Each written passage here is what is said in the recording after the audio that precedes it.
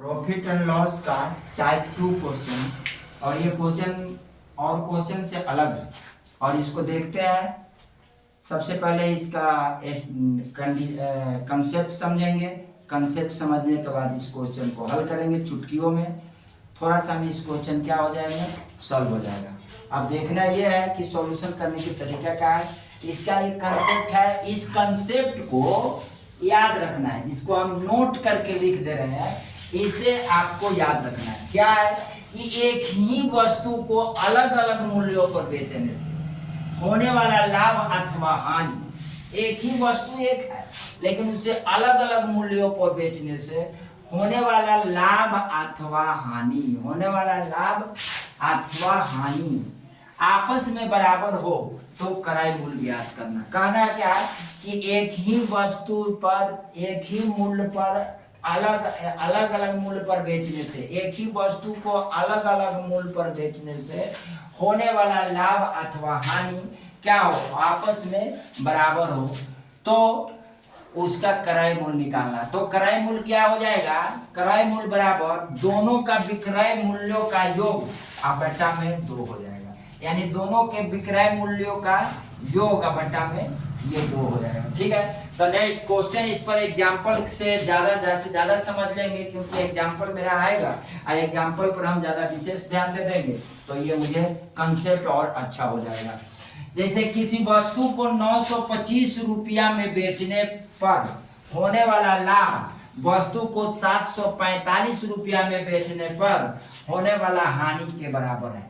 तो वस्तु का क्रय मूल्य क्या हो, कह रहा है क्या कि वस्तु एक ही है इसे अलग अलग मूल्यों पे बेचा जा रहा है। अरे एक वस्तु हो, इस वस्तु को अलग अलग मूल्य पर बेचेंगे तो किसी मूल्य पर लाभ हो रहा है और किसी मूल्य पर हानि हो रहा है। अगर ये मूल्य पर एक पर हानि और दूसरे पर लाभ होता है और ये आपस में बराबर है, ये दोनों आपस में लाभ और हानि क्या है, बराबर है, तो इसका क्रय मूल्य क्या होगा। तो सिंपल सा एक हमने ये ट्रिक दे दिया, इसको जोड़ लो। क्रय मूल्य बराबर लिख देंगे, क्रय मूल्य यानी क्रय मूल्य बराबर हो तो होगा दोनों के विक्रय मूल्य का योग, इसका विक्रय मूल्य और इसका विक्रय मूल्य, दोनों विक्रय मूल्य का योग, यानी कि दोनों विक्रय मूल्य 925 प्लस 745, दोनों विक्रय मूल्य का योग अब बटा में 2 कर देंगे। सिंपल सा 5 अपन 10 के 0, 4 2 6 1 7 और 9 7 16 अब बटा में 2। अब इसको काट देंगे, आपका मिलेगा 8 दूना 16, 35 दूना 70, यानी आपका क्रय मूल्य क्या हो जाएगा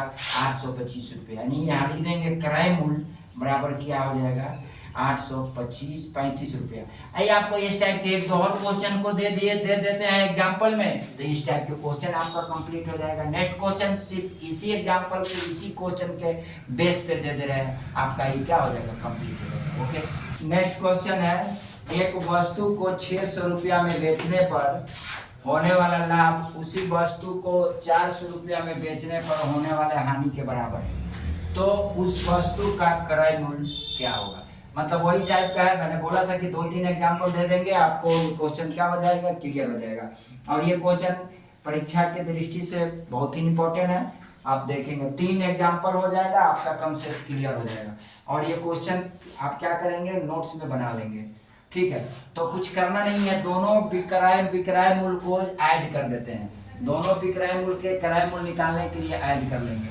तो क्रय मूल्य बराबर क्या हो जाएगा, दोनों विक्रय मूल्य को जोड़ देते हैं, होने वाला हानि या होने वाला लाभ, यानी कि 600 आप प्लस 400 आप बटा में 2 से भाग कर देते हैं। तो ये हो जाएगा आपका कितना 1000 बटा में 2 काटेंगे तो कितना आ जाएगा 500 रुपया इसका हो जाएगा क्या, सीपी। आपका सीपी क्या हो जाएगा, यानी क्रय मूल्य आपका 500 रुपया, ये आपका आंसर हो जाएगा।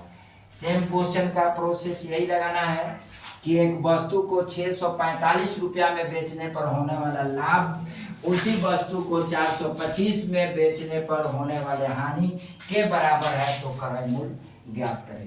तो इसे भी कोई बहुत बड़ा सा वो नहीं है, बस 2-3 क्वेश्चन हो जाएगा।